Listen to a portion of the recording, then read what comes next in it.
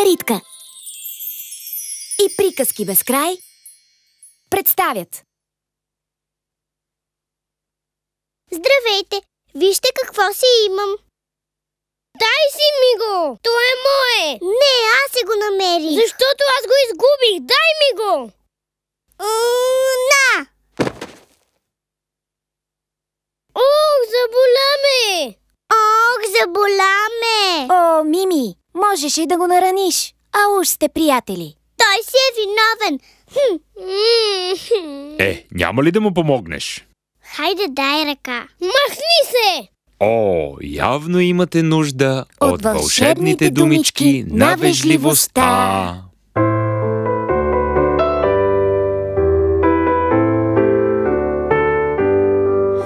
Чуйте колко са красиви тези думички вежливи.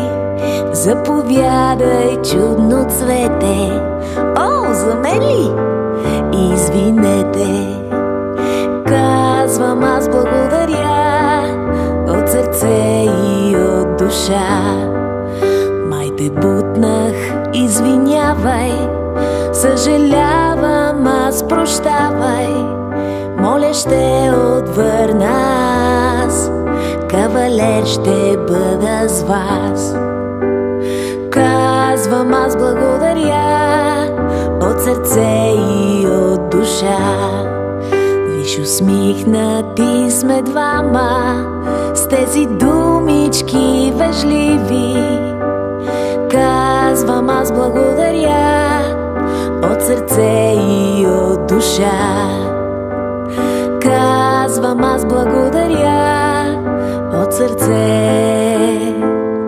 и от душа.